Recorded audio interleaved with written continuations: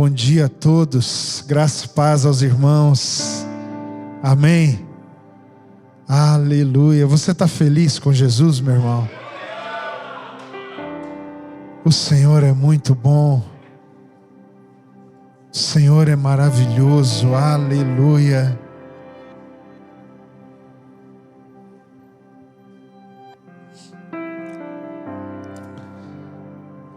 É até difícil recobrar aqui a consciência e colocar em uma linguagem inteligível a mensagem que nós temos recebido de Deus no coração. É até difícil nós não empurrados por um ambiente de comunhão com o Senhor em meio à nossa comunhão, nós não sermos tentados aqui a só soprarmos um pouco mais o fogo para ver se ele aumenta, né? É interessante que esses ambientes eles são importantes na nossa formação, na formação da nossa identidade, mas a nossa identidade não é feita só de momentos pontuais, mas de uma história contínua. E como Deus sabe mesclar estas duas coisas, não é mesmo? Uau! Experiências incomuns, extraordinárias, em meio a vidas comuns, ordinárias, rotineiras.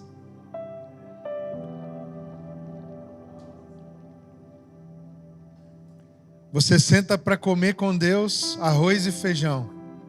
Hoje, amanhã, na quarta-feira, quando você vê o arroz com feijão e come, você sente que o arroz e feijão tem um gosto diferente. E é como se ele dissesse: te enganei. Você veio para o normal, mas hoje eu queria esconder picanha dentro do arroz com feijão. Uau! Como Deus sabe fazer estas coisas. Aumenta um pouco para mim o som aqui. Como Deus sabe surpreender. Ele surpreende-nos com estas maravilhas que atravessam a nossa vida de maneira pontual ou corriqueira, fazendo-nos enxergar a nossa própria história e ressignificar a nossa própria existência a partir dos seus olhos, do seu coração e do seu propósito eterno. O maior desafio, irmãos, ou um dos maiores desafios que nós temos na relação com Deus, na caminhada da fé, tem a ver com a nossa sinceridade, com a nossa integridade. E quando nós falamos de integridade, você precisa perceber, a religião evangélica fez muito mal para a gente.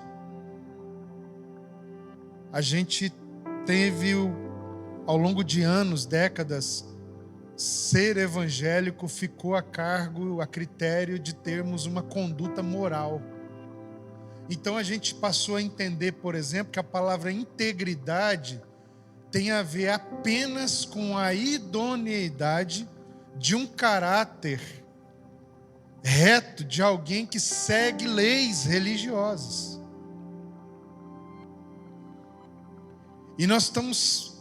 É difícil, parece tão óbvio, tão elementar, porque uma das primeiras coisas que impactam a gente no Evangelho, ou nos Evangelhos, são as histórias de Jesus com os religiosos da sua época. Mas a gente distancia isso da nossa própria realidade e muitas vezes não percebe que minutos, segundos após termos sido alcançados pela revelação desse Jesus, nós nos tornamos aquelas pessoas que a história delas com Jesus nos impactou de forma a enxergar o Evangelho do amor e da graça. E a gente começa a andar com Jesus logo depois de ter tido os olhos abertos, como aquele fariseu que se justificava a si mesmo na oração. E não como o publicano, que bate no peito e diz: Senhor, tem misericórdia de mim, pecador. A gente começa a acreditar mais na nossa capacidade de seguir o padrão religioso, moral, idôneo, do que compreender que integridade tem a ver com ser, de fato, quem nós somos. Seja isso bom, ou seja isso não tão bom assim. Então, por causa disso, nós criamos uma alternativa à religião que já existe. Vocês estão aí? E qual é a alternativa que criamos? É a alternativa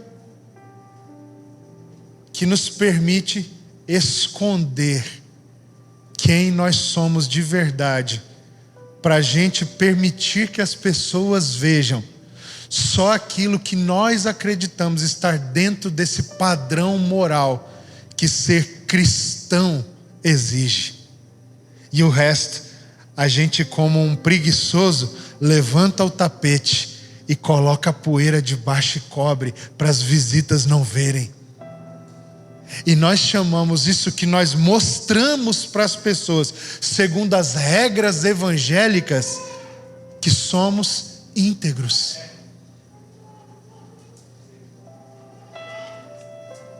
Íntegro é o que demonstra a casa limpa ou é o que levanta o tapete? Essa é a minha pergunta nessa manhã. O que o Evangelho de Jesus Cristo está propondo para você, para nós, para mim? Que tipo de integridade nós temos procurado viver? A da casa aparente ou a do tapete levantado?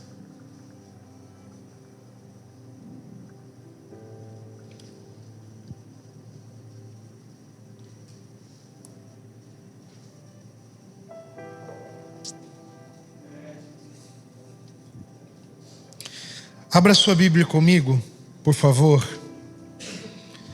Em 1 Coríntios, capítulo de número 11. Nós vamos ler, a princípio, apenas o verso 28. Essa é uma palavra que tem me acompanhado nos últimos meses.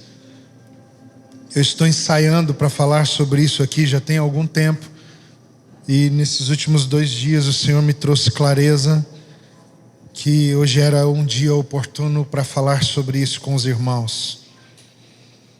No verso 28, o apóstolo Paulo diz assim: examine-se, pois, o homem a si mesmo, e assim coma deste pão e beba deste cálice. Examine-se, pois, o homem a si mesmo, e assim coma deste pão e beba deste cálice. A palavra que o apóstolo Paulo escolhe, meus irmãos, e coloca sobre esse texto, é a palavra que, sem flexão alguma, poderia ser traduzida de maneira mais, como é que eu digo isso? Mais, me fugiu a palavra, mais natural, menos contextualizada, se ela fosse mais tirada de qualquer contexto, como sondar. Ele está usando a palavra sondar. Mas como aqui tem um contexto, a tradução está correta ao dizer examine-se. Mas a expressão doquimazo, quando nós trazemos isso para a nossa cultura, examinar-se, para muitos de nós e para a sociedade de forma geral, pode ter a ver com você se olhar. Examinar é me olhar. Mas a palavra dokimazo, que é a expressão grega por trás aqui da tradução, ela tem um significado um pouco mais específico, que tem a ver com uma aferição, uma verificação minuciosa. Por isso a tradução sem flexão seria sondar-se. Vem daí essa palavra, porque quando eu falo examinar, eu mostro a camada onde isso deve ser feito, mas se eu uso a palavra sondar, dá para entender o que eu quero dizer? É por dentro, ninguém sonda nada por fora. Examinar pode ser em qualquer nível, mas sondar é uma coisa interna. Não tem como fazer sondagem do lado de fora. Você tem que fazer sondagem pelo lado de dentro. Qual é a ideia dessa expressão grega? É verificar se algo é genuíno, verdadeiro. Então, examine-se é muito bom, mas adicionar com o critério, qual o padrão através do qual eu tenho que fazer tal exame, ele adiciona uma outra coisa importante na compreensão desse texto, que é o exame que precisa ser feito é a partir de um padrão revelacional dado pelo próprio Deus a nós, Jesus.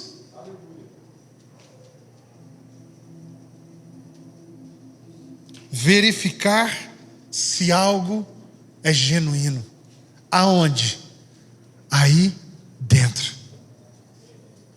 Examine-se o homem. Você está comigo? Eu quero ser muito breve e objetivo hoje com vocês. Então presta bastante atenção, por favor, irmãos. O contexto do texto que nós estamos lendo, os irmãos conhecem, é o texto em que Paulo trabalha a questão do problema que estava havendo na igreja de Corinto acerca da ceia do Senhor. Na verdade, o problema dessa igreja era quanto à unidade. E desde os primeiros capítulos, Paulo vem tratando essa questão. E aqui no texto, diretamente, que nós estamos lendo esse versículo, ele chegou no assunto da ceia. Então, só para você entender que a ceia é um recorte menor do problema que Paulo está tratando ali naquela comunidade. Amém? E eu estou começando a leitura do texto em que ele trata sobre esta questão menor, a ceia, de trás para frente de maneira intencional, para você entender a dinâmica que Paulo propõe, porque ele vem falando algumas coisas, e depois de falar um pouco sobre a ceia, agora ele chama então os irmãos a uma postura diante daquilo que ele está propondo, e para finalizar este apelo dele, de qual postura correta cada um de nós deve ter diante da mesa da comunhão dos santos, a mesa do Senhor, ele diz: examine-se, dokimazo. Verifique se o que tem dentro de você é genuíno.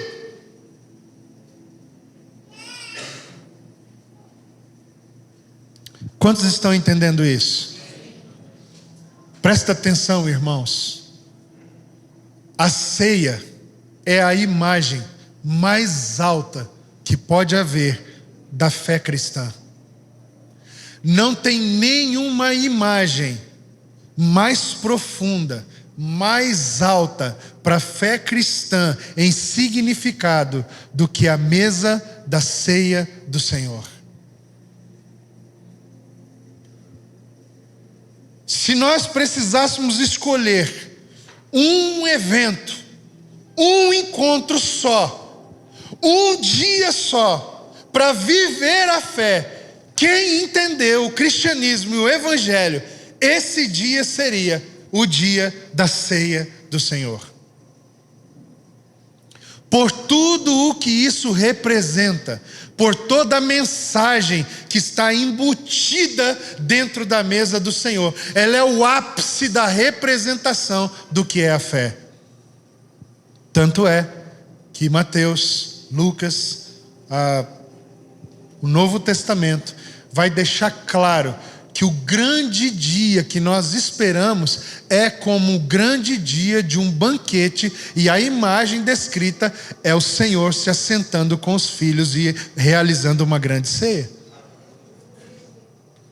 Nós vemos o julgamento, né, como uma coisa, uau, terrível, cheia de coisas, mas para a descrição do Novo Testamento, o grande dia é de julgamento por questões externas, mas para aqueles que experimentaram o Senhor, é um grande banquete de comunhão.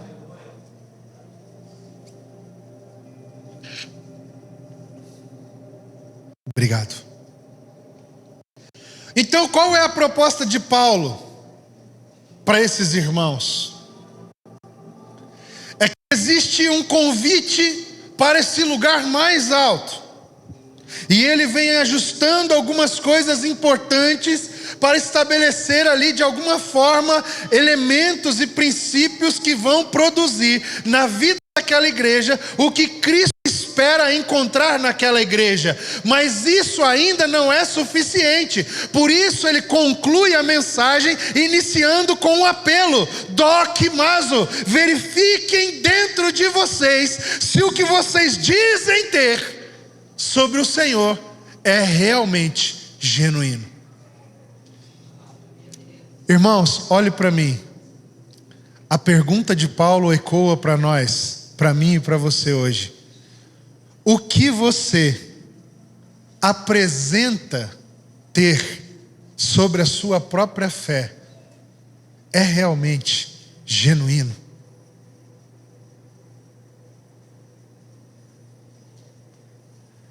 O tipo de gente na fé cristã, como discípulo de Jesus, como filho de Deus, que você se apresenta a ser, você é realmente, se você fizer doquimazo, uma verificação profunda do seu interior.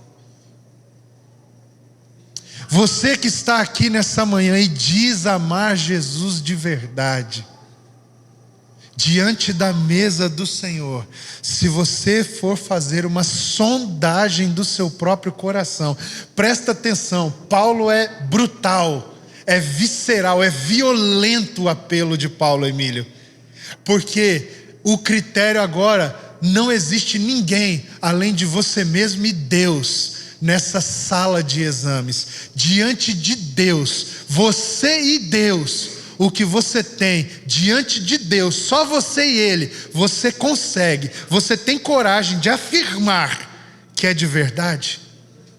Essa é a pergunta de Paulo. Porque Paulo está dizendo, olha, está acontecendo alguns problemas, e ele vem tratando, mas quando chega no final ele fala, mas deixa eu falar uma coisa para vocês aqui. Vocês se comportarem enganando uns aos outros, é possível. Agora, só dá para viver do jeito que vocês estão vivendo quem parece ser uma coisa por fora, mas é outra coisa por dentro. Então, se vocês querem viver dentro daquilo que eu estou falando, examine-se, pois, o homem. E a pergunta, essa é a única pergunta que eu vim fazer para vocês hoje, meus irmãos, para a gente pensar juntos. Você é íntegro? O que você demonstra é coerente com quem você é, depois de fazer um exame profundo do seu interior, tendo Cristo como testemunha do seu autoexame? Sabe, irmãos, chegou um tempo para nós, para nossa comunhão, de nós assumirmos uma posição. Você é o quê? Quem você é? Mostre isso para a gente. É isso que nós queremos saber. Pare de ser fingido. Pare de vestir suas máscaras. Sabe para quê? Para que você não sente na mesa indignamente. Pare de usar a sua capa de super-herói. O convite de Paulo é para a mesa. O convite de Paulo é para comunhão, Andrei. Só que ele coloca um critério que suplanta todo o projeto de uma religião. E é como se Paulo estivesse dizendo: muito bem, irmãos, vocês entenderam várias coisas, mas de alguma forma vocês estão sendo engodados, enganados, vocês estão sendo distorcidos por um projeto de poder religioso, e por causa disso vocês estão vivendo mais pelas aparências do que pela realidade. Dokimazo significa uma medição, significa uma passada de prumo no coração. E eu quero encorajar vocês, meus irmãos. Vocês estão entendendo o que eu estou pregando aqui? Eu quero encorajar vocês. Se você é pouca coisa, é isso mesmo que o Senhor quer do lado de fora. O Senhor não quer ser impressionado pela nossa performance. Ele quer ser satisfeito pela integridade que nós estamos dispostos a ter diante dele e dos nossos irmãos. Se você tem quase nada, seja fiel a isso. Se você está cheio de problemas, não tente escondê-los. Se você é cheio, irmãos, de mazelas, não tente tapar o sol com a peneira. Se você não sabe orar, não consegue orar, se você carrega ainda pecados dentro de você, dos quais você já tentou, já lutou, mas não conseguiu se livrar, assuma isso, admita isso, irmãos. O que Paulo está dizendo não é sejam perfeitos, o que Paulo está dizendo é sejam verdadeiros. A mesa do Senhor não é o lugar de tapar os nossos buracos interiores, é um lugar de revelar os nossos buracos, as nossas fragilidades, a nossa falta de compromisso, a nossa falta de sinceridade precisa ser arrancada. Deus não está, irmãos, interessado em como podemos representar. Porque é aqui que, para tratar o problema da unidade, profeta Rafa, ele começa falando no capítulo 1. Ele não escolheu os fortes, os sábios, ele não escolheu os que são. Todo o raciocínio da carta é baseado na primeira declaração do capítulo 1, para mostrar: eu vou remover o peso agora de sobre vocês. Se vocês estão tentando parecer fortes, parecer sábios, parecer os que são, e eu removo isso porque Deus trabalha com o inverso, o que sobra entre vocês? Porque vocês têm vaidades que fazem vocês disputarem entre partidos quem é de quem? Se Deus usa os fracos, se Deus usa os loucos, se Deus escolheu usar os que não são para confundir os que são. O que Paulo está dizendo não é que Deus tem prazer na nossa ignorância, que Deus tem prazer nas nossas mazelas, Não é isso que Paulo está tratando, mas quando chega no capítulo 11, ele diz: vocês querem entrar? Eu imagino uma igreja reunida, se ela estivesse num culto, todo mundo levantando a mão e dizendo: eu quero! Então, sejam verdadeiros com o que vocês são e têm pelo lado de dentro, nem mais, nem menos. Não é um convite para performance. Não é um convite para o engano, é um convite para gente verdadeira que não está mais receoso de apresentar a integridade do que eu alcancei em Cristo ou não. Deus não tem problema com as nossas dificuldades, Ele tem problema com a nossa falsidade. Dokimazo olha para dentro do seu coração, tendo Cristo como testemunha, vê o que você encontra, o que sobra. Sobrou quase nada, coloca só isso mesmo para fora, é suficiente. É por isso que Paulo começa dizendo: os fracos, os loucos e os que não são. Você está aí? Isso não é garantia para a gente permanecer com o padrão de santidade que nós tínhamos.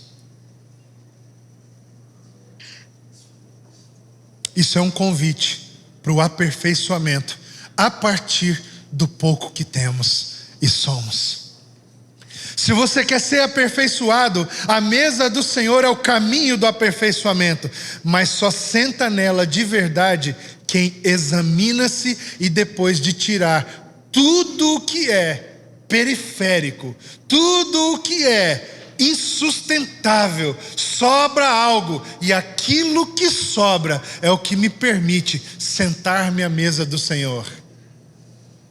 Não são os adereços que eu coloco para me apresentar, não é a maquiagem que eu guardo no bolso para sair do banheiro produzido, não é a minha roupa evangélica, não é o meu comportamento correto, politicamente correto, é o que ao olhar para dentro de mim e para Jesus sobra quando eu avalio realmente o que interessa segundo a sua vontade. É pouco ou quase nada, é suficiente.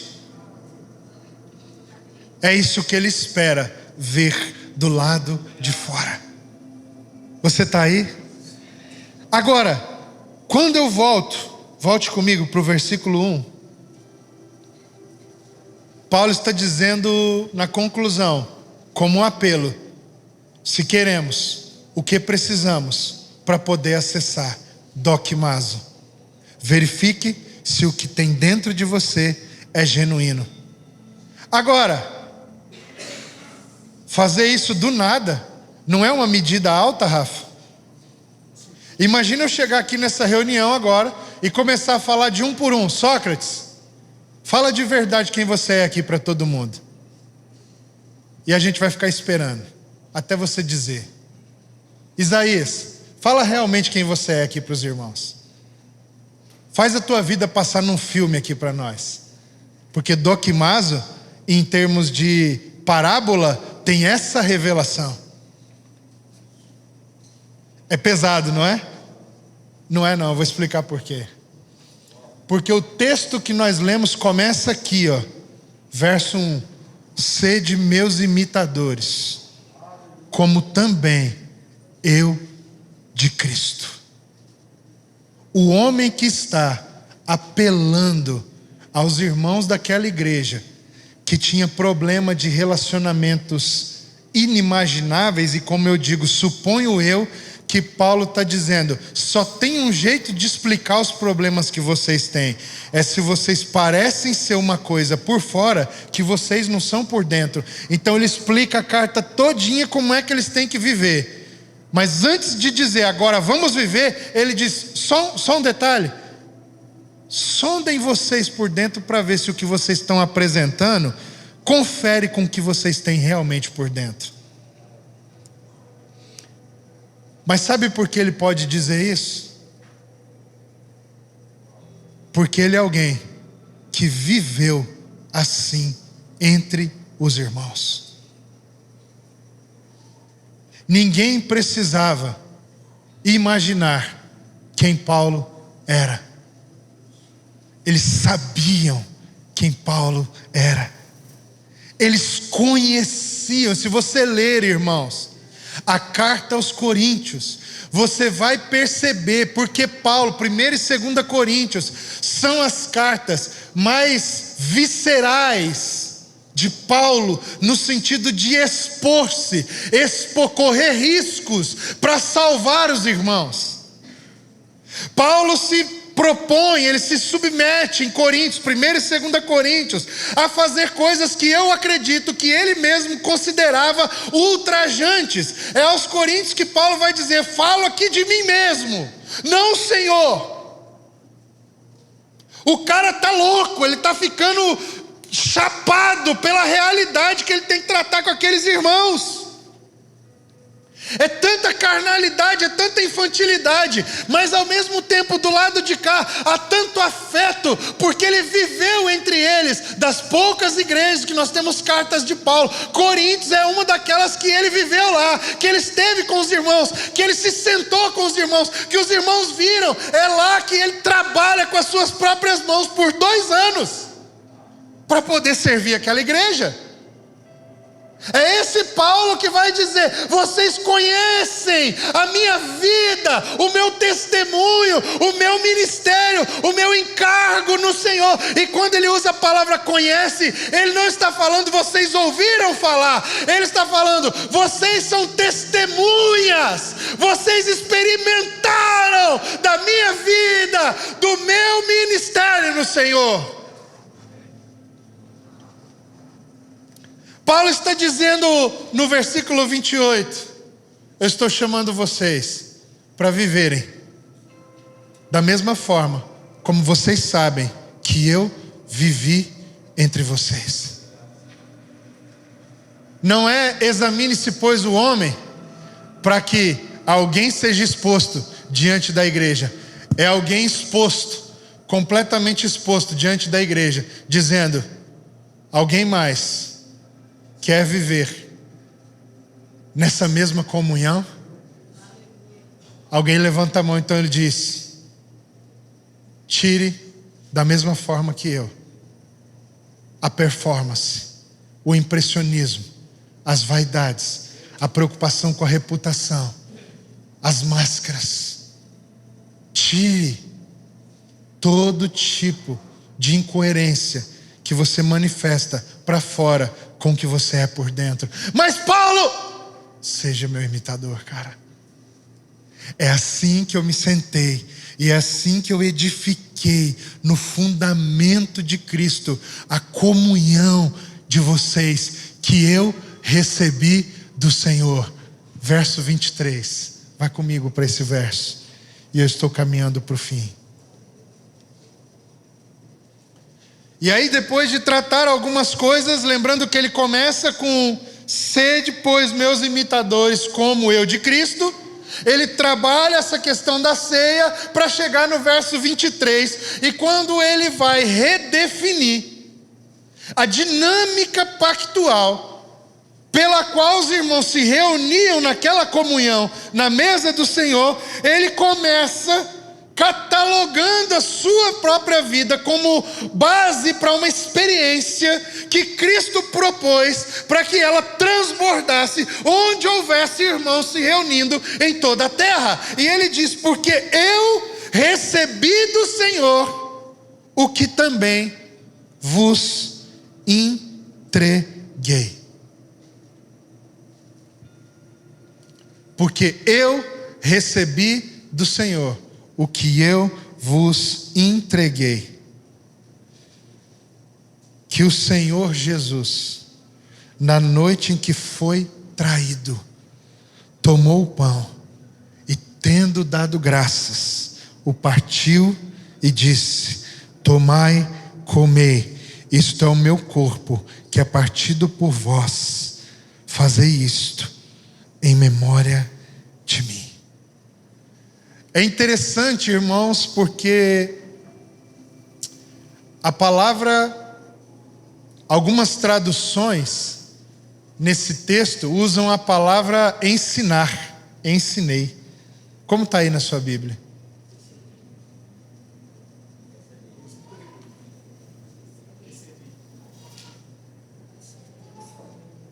Hã? Entreguei? Entreguei? Existem traduções que traduzem essa expressão por ensinei, porque fica mais coerente, né? Segundo um texto, para você ler um texto. Só que a Bíblia não é um texto para você ler. A Bíblia é uma revelação para você experimentar, para te levar a uma pessoa. Então tem algumas regras de tradução normais, de uma tradução de um texto para uma língua, seja o texto que for, que fazem sentido segundo as regras, só não na Bíblia. Então, por exemplo, a palavra literal é entreguei, não ensinei. Mas para o contexto literário, ensinei fica mais adequado para a interpretação. O problema é que a Bíblia tem códigos escondidos. E qual é a diferença entre o que eu recebi do Senhor, vos ensinei, para o que eu recebi do Senhor, vos entreguei? Toda. Só porque nós estamos começando um assunto em que o cara que vai falar o que ele está dizendo aqui, ele começa dizendo: sede, pois, meus imitadores, como eu sou de Cristo, e não meus aprendizes, e não meus alunos. E lá no final, quando ele diz, chegou a hora da prova, aprender o conteúdo, aprendi, chegou a hora da prova, ele não diz, mostrem para mim como se senta na mesa na hora de fazer a ceia do Senhor. Ele diz, examine-se, pois, o homem. Ou seja, não caberia aqui dentro da estrutura realmente do fato a palavra ensinei. Por isso a tradução deve ser entreguei, porque esse homem está falando de uma comunhão que depende de vida encarnada, e não de palavras ditas, e não de representações, e não de tirar 10 na prova e 0 no coração, como muitos de nós estamos vivendo 10 na prova, quando perguntamos sobre conhecimento, mas 0 no coração, quando avaliamos a vida.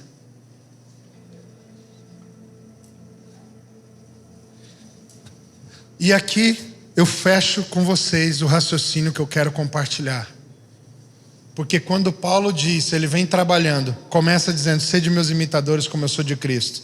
E aí ele vai começar a entrar no problema da unidade, usando a ceia agora como centro tratativo do problema maior. E ele vai falando sobre a ceia. E aí agora ele vai dizer o que é que deve acontecer entre aqueles irmãos. E aí ele toma como memória o que é o ponto de autoridade que permite a Paulo ensinar e ser quem ele é. Ele diz, por que eu estou falando isso para vocês? Porque o que eu recebi do Senhor, isso vos entreguei. Existe muita diferença em ter entregado e ter ensinado algo.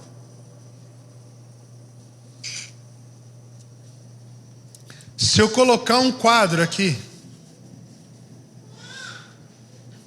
escrever algumas palavras, começar a fazer algumas perguntas, interagir e explicar um pouco dessas palavras para vocês, eu ensinei. Sim ou não? Mas eu não entreguei. Porque a ideia da palavra de Paulo aqui nesse texto é ter demonstrado com a sua própria vida aquilo que ele ofertou aos irmãos. Tem diferença? Tem muita diferença. Não se ensina sobre a ceia falando sobre a ceia, é vivendo disposto a ter minha vida repartida com os irmãos. Paulo disse para aqueles irmãos, e qual que é o problema? O problema é que nós ouvimos Coríntios como se Paulo estivesse dando um ensino novo aos coríntios. Só que ele está repetindo para eles o que ele já havia vivido entre eles, quando ele ministrou entre eles. A gente não interpreta a carta como uma repetição, um reforço. Nós interpretamos, porque para nós ela é nova. Mas para eles, puxa vida, quando Paulo falou uma linha, o cara que estava lendo lá, ai, rapaz, eu me lembro até do dia que isso aqui aconteceu. Lembra aquele dia que a gente estava na casa de Paulo? Que ele falou e a gente viu, chegou um irmão e tal, chegou um faminto, chegou um pastor. Você lembra como que ele agiu? Então, aquele dia ele entregou.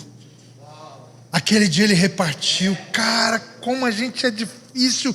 Meu Deus, como nós somos carnais, como nós somos religiosos, como nós somos, enfim, todas estas coisas.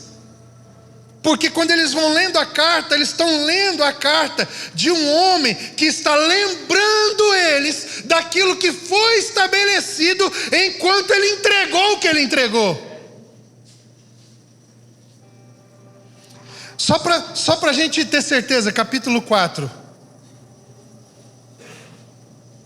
Só para ficar claro, verso 16. Vamos ver se é isso mesmo. Leia aí para mim. Ademoestem-vos, portanto, a que sejais meus imitadores. Por esta causa vos mandei Timóteo. Por esta causa vos mandei Timóteo. Para quê? Para eles serem imitadores dele, assim como ele diz lá na frente. Continua. Que é meu filho amado e fiel no Senhor. Que? O qual vos lembrará os meus... Parou. Vos lembrará os meus... Não é as minhas palavras. Não é o meu ensino, cara. A verdadeira comunhão não se constrói através de homens que têm boas palavras, que são bons de gogó, mas de gente que está entregando a vida para que Cristo seja formado. O cara que vai dizer, examine-se para ver se o que tem dentro de você é genuíno, não começou aqui fazendo um apelo constrangedor, começou lá, tirando a roupa, ficando nu, entregando tudo àqueles irmãos que era possível, e agora ele diz, vocês receberam tudo? Recebemos, então se examinem.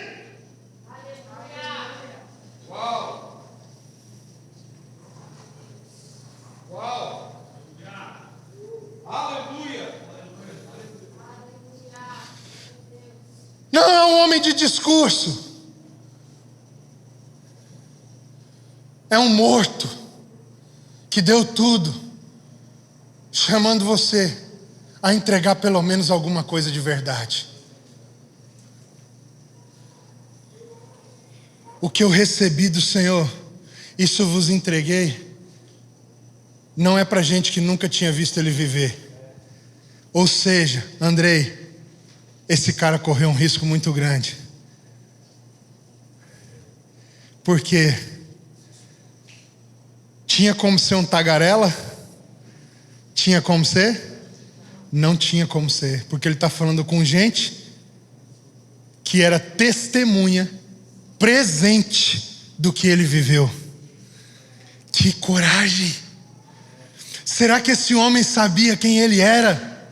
Será que esse homem sabia o que ele tinha entregado?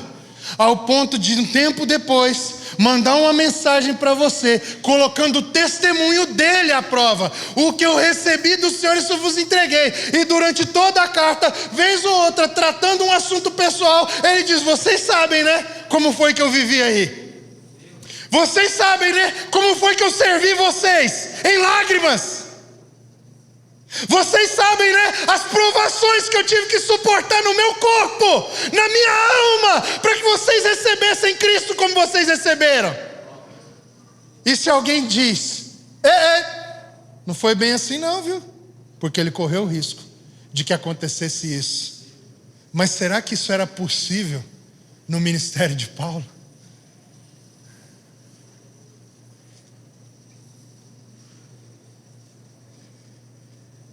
Será que é possível que alguém tivesse dito para Paulo, negativo, viu?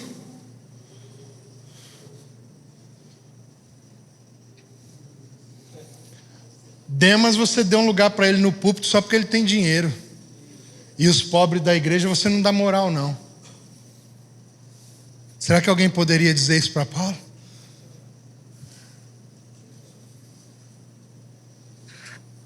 Será que alguém poderia ter dito para Paulo: beleza, só que você escolheu só os caras que eram inteligentes e tinham um curso superior.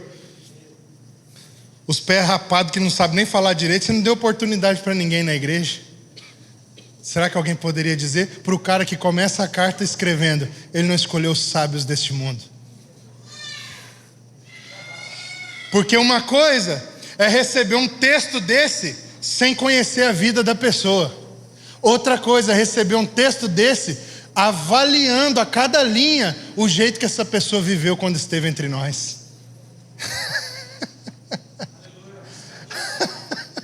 Muda tudo.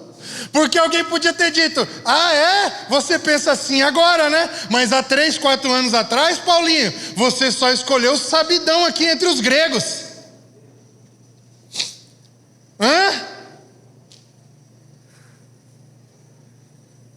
Que homem pode dizer hoje: o que eu recebi do Senhor, isso vos entreguei? Esse é o tipo de gente que nós precisamos para ver nascer aquilo que o Senhor deseja fazer em toda a terra. Não são professores que têm um discurso, pregadores que têm eloquência, são homens repartidos na comunhão com a vida de Cristo, exposta para quem quiser comer e beber dele mesmo.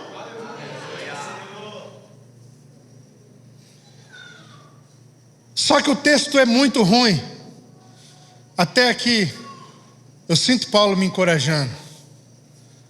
Mas, quando ele explica o que foi que ele recebeu,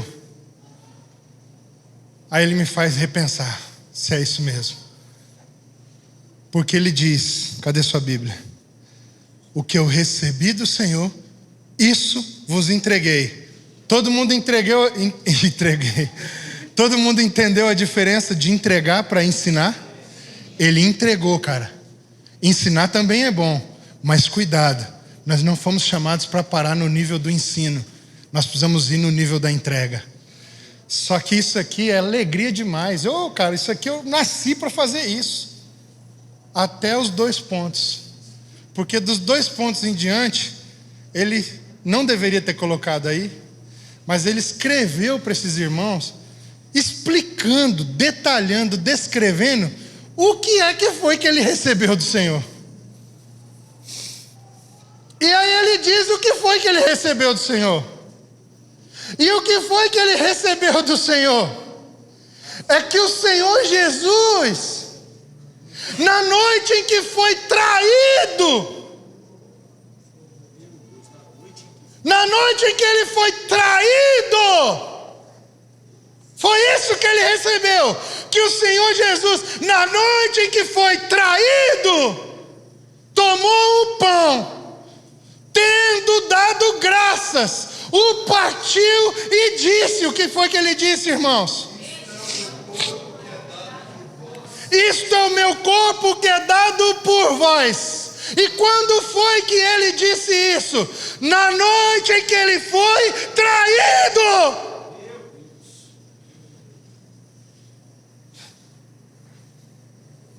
E o que foi que ele disse? E o que mais? Fazer isto em memória. O que foi que eu recebi do Senhor? Foi isso. E o que foi que ele entregou? Foi isso. Paulo está dizendo para eles: vocês querem? Se examine. Mas quem é que diz isso? Um homem que depois que recebeu do Senhor, pôde dar aos coríntios: enquanto vocês e outros me traíam, eu peguei o pão que é Cristo, dei graças, comi, reparti, e em mim eu entreguei esse pão repartido a cada um de vocês. É com essa autoridade que Paulo diz: examine-se, pois, o homem. Não é com a autoridade de um professor, é a autoridade de um Cristo repartido em mim, na noite em que fui traído. O que constrói um ministério verdadeiro, genuíno, de uma igreja que é a esperança do mundo, é gente que recebeu isso de Cristo, mas entregou isso que recebeu aos seus irmãos. A mesa que nós queremos edificar aqui nessa casa, irmãos, é uma mesa de gente que recebeu de Jesus na noite em que foi traído, tomou o pão, tendo dado graças, o partiu e disse: fazei isto em memória de mim. E entreguem isso aos seus irmãos. E a questão é: quem de nós está disposto, primeiro, a examinar-se, ser sincero com o que é, para sentar? Mas ao sentar, Paulo conclui o sermão dizendo: para que ninguém tome o pão indignamente, por não discernir o corpo. E o que Paulo diz que ele recebeu? O corpo. E o que foi que ele entregou? O corpo. E o que eu preciso fazer para receber e entregar o corpo? Estar disposto a ter a minha vida repartida por amor ao meu Senhor e aos meus irmãos. Tem como alguém, por amor ao Senhor e aos seus irmãos, permitir sua vida ser repartida? E tem uma música fúnebre aqui, chamada traição. É quando o outro não merece que eu sou repartido. É quando o outro tem atitudes que justificariam a minha rejeição, o meu abandono, que eu preciso entregar o que eu recebi. Porque o que Paulo diz que ele recebeu é quando ele é o traidor que trai o Cristo que, na noite em que foi traído, tendo tomado o pão e dado graças, o repartiu e disse. Você está entendendo? Que é quando você sofre, que é quando a injustiça acontece, que é quando a dor vem, que você precisa entregar o que você recebeu de Cristo, quando você mesmo era assim com Cristo. Porque foi isso que Ele fez. Foi assim que Ele nos amou, Janaína. Aí sabe o que a gente quer entregar? Amor para as pessoas legais, que nos amam, que nos abençoam, que cuidam, que servem, que somam com a gente o tempo inteiro. Só que Paulo está escrevendo a uma igreja que primeiro ele se repartiu e que agora estava se levantando contra o ministério dele. E ele diz: lembra o que eu entreguei? É que o Senhor Jesus, na noite em que foi traído, foi isso que eu entreguei. Foi isso que eu recebi e foi isso que eu entreguei. E a minha pergunta é: e nós estamos resistindo ainda o estágio 1, que é sentar nessa mesa que quem entregou edificou?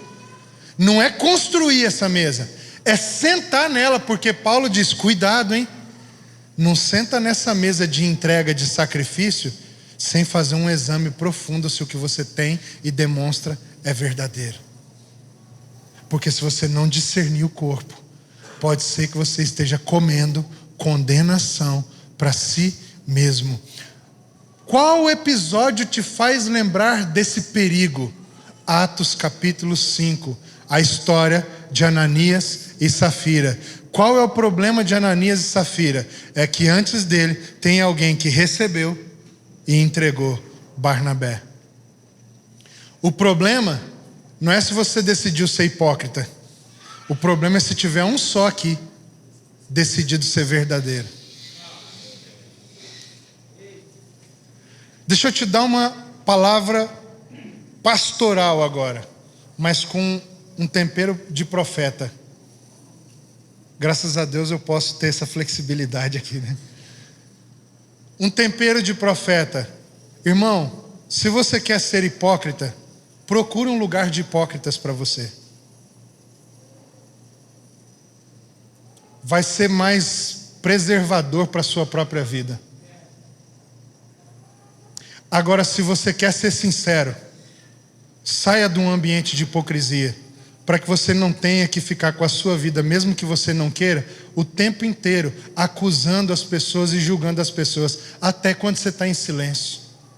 Se você quer ser de verdade, procure um lugar de gente que talvez é até pequena, é até insignificante aos olhos dos homens, mas está tentando ser de verdade. Agora, se você não quer, irmão, junte-se aos hipócritas, por favor. É melhor para sua autopreservação. Se tiver um Barnabé no curral dos hipócritas, todos eles serão condenados. Quer preservar sua religião? Junte-se aos da sua religião.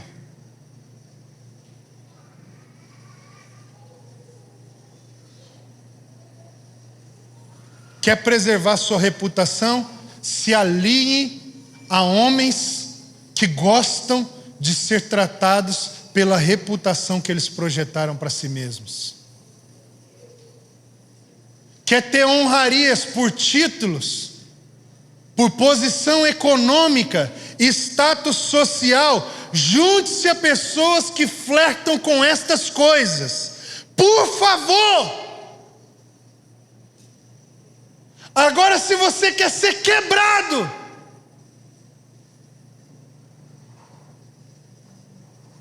quer ser transformado, ainda que isso custe tudo o que você vem carnalmente lutando para edificar nos últimos anos, mas não aguenta mais, e agora quer tudo que é de Cristo e apenas o que é de Cristo para você, junte-se aos verdadeiros maltrapilhos da sociedade que não tem mais nada a perder, e estão dispostos a ir até as últimas consequências para conhecer o Senhor e serem conhecidos por Ele.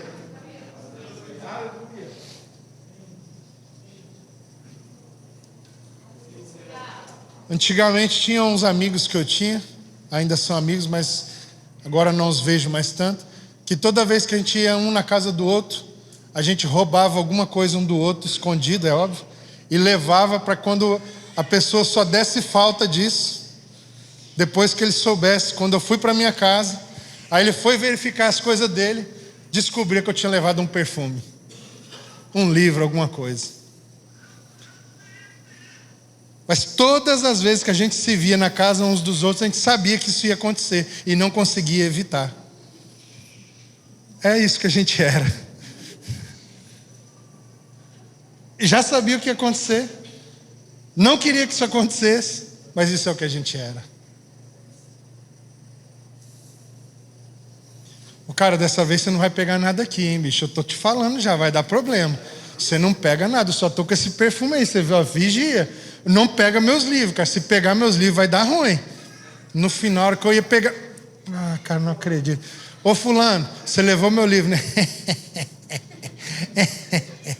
Cara, eu achei esse livro top.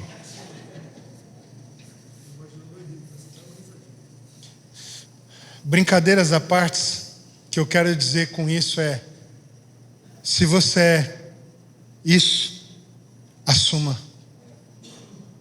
É o único jeito que existe do Senhor transformar, aperfeiçoar e usar a gente no mundo. É se nós assumirmos, somos as coisas loucas, somos as coisas fracas, somos os que não são. Se Deus é poderoso para sentar a gente na mesa a partir do doquimazo, sabendo que isso não começou em nós, tem alguém que Ele chamou antes, sempre tem alguém que Ele chamou antes para dizer: seja meu imitador. Imitador no quê? No que eu recebi do Senhor. Isso eu entreguei. Na sua medida, na minha medida, mas tem que haver entrega. A entrega é a garantia de que a autoridade que temos, ela veio do Senhor. E que autoridade é essa? É a de que diariamente, dentro da luz que recebemos, estamos colocando a nossa vida à disposição dele para ser repartido como ele mesmo foi. Essa é uma conversa sobre discipulado, que eu estou chamando vocês para a mesa da comunhão, porque o texto finaliza e eu encerro aqui. Então, coma do pão e beba do cálice. O texto não é doquimazo e se retirem, pecadores. O texto não é doquimazo e se afastem da minha religião. O texto não é doquimazo e com licença, porque aqui há um alto padrão de cristianismo. O texto não é doquimazo e aqui só tem espaço para gente igual Paulo. O texto é doquimazo, coma do pão, beba do vinho, venham para a mesa. O que significa é: você se avaliou? Você se examinou? Tem alguma coisinha de verdade aí? Tem, é suficiente. Vem para a mesa do Senhor. Agora, você está disposto a jogar todas essas coisaradas gigantes, que depois de examinar, você descobriu que isso não é necessário, que isso não é de verdade, que isso tem a ver mais com as suas dores, com os seus traumas, com a religião, com as expectativas que você projetou, com um monte de coisa, nada a ver com Jesus e com o Evangelho? Então, você vai ter que desfazer disso tudo. Isso é muita coisa. O que a gente tem é pouco no Senhor, mas é suficiente. Essa coisarada toda que deixa a coisa complicada. E toda essa coisarada é só você deixar para trás, tirar de dentro do coração e dar um passo agora na direção do Senhor e comer do pão, beber do vinho. A mesa do Senhor não é para os grandes, é para os pequeninos, mas que são de verdade. O que é verdade sobre você? Eu estou chamando aqui uma igreja que quer viver discipulado de verdade. Não é para impressionar ninguém, irmãos. É só para a gente ser de verdade. É suficiente, Jonathan. Se for de verdade, é tudo que o Senhor precisa para fazer o que Ele quer fazer, cara. Se for de verdade, basta, Leandro.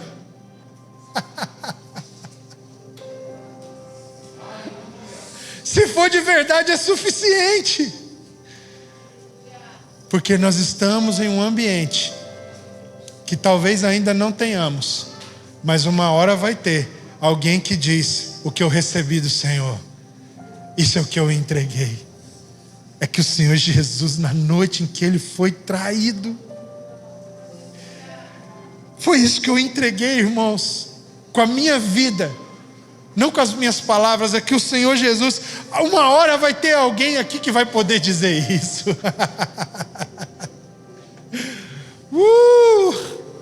Esse é o discipulado que essa casa quer viver, é o discipulado de verdade, o discipulado de coisas genuínas do coração. Não é um discipulado de representações, de justificativas. Irmão, abandona as justificativas que você apresenta sobre quem você é. Elas só mostram que existe muita parafernália ainda maquiando a sua identidade. O que nós somos não precisa de explicação. Somos o que somos, e isso queremos mostrar, isso queremos revelar. Agora, num ambiente, Rafa, onde existem homens que o que receberam, entregaram, e o que receberam, que o Senhor Jesus, na noite em que foi traído, eu não preciso ter medo de ser quem eu sou. Porque é alguém que carrega as marcas de Cristo, que está pondo a mesa para a gente sentar. Se tem alguém aqui nessa casa, pelo menos uma pessoa que carregue alguma marca de Cristo, eu não preciso ter medo de mostrar quem eu sou.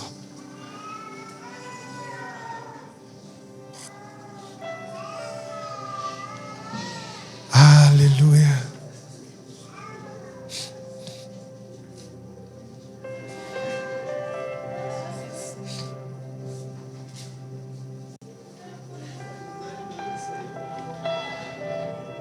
Nessa manhã, meus irmãos, eu oro para que você seja livre do medo de ser você, ainda que isso não seja motivo de muito orgulho, de muita alegria. E que no lugar desse medo, você seja tomado de uma coragem. Coragem, porque é preciso ser muito corajoso para expor realmente quem você é. Então eu oro para que no seu espírito o medo, a preocupação dê lugar à coragem de ser inteiro na comunhão, na relação com seus irmãos. Nós podemos não ir a muitos lugares, nós podemos não conquistar muitas coisas aqui nessa casa, mas o que tiver aqui, nós queremos que seja de verdade, sem falsidade, sem performance. Talvez alguém olhe para nós e fale: meu Deus, só isso que eles têm até agora? E a gente alegremente tem que dizer: sim, é só isso. Mas nos dá tanta alegria porque é de verdade. Que no nome de Jesus você seja tocado pelo Espírito a viver uma vida com o Senhor de muita responsabilidade, mas leve, porque você está sendo livre da necessidade de impressionar, de ter performance. Você está inserido num ambiente de entrega, não de palavras. E no ambiente de entrega, alguém teve que vir para dizer: sejam meus imitadores, porque o que eu recebi do Senhor eu entreguei. E o que foi que você recebeu? É que Jesus, na noite em que Ele foi traído, Ele deu a si mesmo e me ensinou a dar-me pelos meus irmãos. E isso fez com que a gente tivesse uma mesa entre nós, de partilha, de comunhão, de amor, que nos encoraja a sermos inteiros, a sermos íntegros. Doquimazo, meus irmãos, verifique que se o que tem dentro de vocês é genuíno, e depois disso tragam apenas isso que sobrar para a mesa do Senhor. Essa aí, eis aí a nossa verdadeira comunhão. Essa é a comunhão no sangue de Jesus. É aquela que só trazemos para a mesa o que sobra depois de examinarmos o que temos dentro, jogarmos fora o que não vem dele, o que não é dele, e mostrarmos o pouco que sobra ou o pouco que somos. Essa é uma mesa de verdade. Essa é uma mesa de sinceridade. Essa é uma mesa genuína, íntegra, que talvez não impressione os homens, mas que agrada o coração do nosso Senhor. E a partir daí, com o pouco que temos e somos, Ele pode fazer grandes coisas. E por isso nós estamos muito alegres e com a nossa expectativa toda guardada nele. Em nome de Jesus. Deus te abençoe, meu irmão. Volte para o seu lugar livre. Volte para o seu lugar alegre. Volte para o seu lugar encorajado a ser apenas o que você é de verdade, por dentro, do lado de fora.